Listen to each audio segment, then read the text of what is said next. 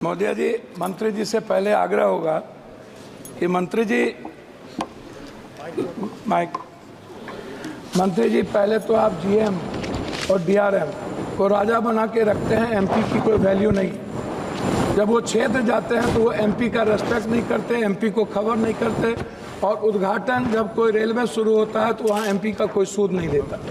दूसरा, कंफर्मेशन के लिए आपके ऑफिस में, आपके डीआरएम ऑफिस में दलाल घूमते हैं। एमपी के चिट्ठी की कोई वैल्यू नहीं है, कंफर्मेशन नहीं होता है, और एमपी का सम्मान आपके रेलवे विभाग में कहीं भी नहीं है। आरसीटीसी ट्रेन खान पान में आपने आरसीटीसी को 4 रुपया में जिस कपड़े की धुलाई थी, आरसीटीसी ने उसको 25 रुपया कर दिया। आप बोझ बढ़ा दिए आम आदमी पर।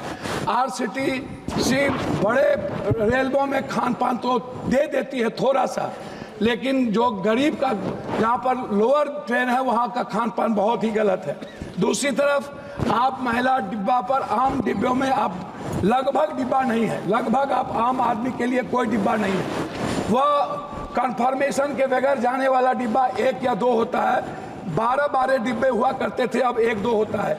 गरीब रथ के तरह या कोई जनरल गाड़ी के तरह कोई गाड़ी आपकी नहीं है। वंदे भारत को आप चलाइए, कोई दिक्कत नहीं है। वंदे भारत को आप सभी जगह से कंफर्मेशन करिए, अच्छी बात है, मैं उसका धन्यवाद देता हूं। लेकिन आप आम आदमी, गरीब, मिडिल क्लास, हमारे अभी चंद्रशेखर जी ने आपसे कहा आप महिलाओं के लिए आरक्षण की कोई व्यवस्था कंपलसरी करिए, महिलाओं के आरक्षण को। और दूसरी तरफ 4 आदमी हम ट्रेन में जा रहे हैं, 2 आदमी का कंफर्म हुआ, 2 आदमी का कंफर्म नहीं हुआ, हम पर आप बोझ डाल देते हैं। उसके बाद हमसे पैसा वसूला जाता है, हमारे परिवार को रोक दिया जाता है, और हम भीतर में कितने पैसे वसूले जाते हैं इसके बारे में मैं नहीं कह सकता हूं। इसीलिए उस परिवार का क्या होगा जिसका 2 कंफर्मेशन होगा, 2 नहीं होगा, इस पर हम कभी सुधार की बात हमने नहीं की।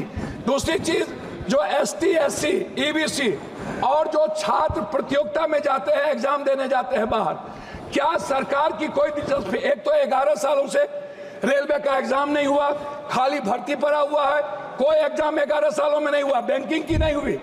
आप हमको बताइए ना, कैसा एग्जामिनेशन हुआ, कितना एग्जामिनेशन आपने ली, कितना एसटी, एससी, ओबीसी? आपने तो आरक्षण को पीछे दरवाजे से बंद कर दिया, एग्जाम बंद करके निजीकरण आपने कर दिया। और आपसे मेरा 2-3 आग्रह है, आप हमको एक बात आप बताइए, आप विकलांग के लिए क्या व्यवस्था आप कर रहे हैं? विशेष तौर पर महिलाओं के आरक्षण को कंपलसरी की बात मैंने आपसे कही, महिला सुरक्षा को लेकर के भर्ती की बात, यह सबसे ज्यादा और सबसे इंपॉर्टेंट है। आप विज्ञापन पर खर्च करते हैं, लेकिन आप दूसरों को पैसा देंगे, लेकिन बुजुर्गों के लिए और पत्रकार, जो श्रमजीवी पत्रकार है, आप बड़े मालिक को विज्ञापन देंगे, उसको खरीद लेंगे, लेकिन जो छोटे स्तर के पत्रकार है उसका क्या होगा?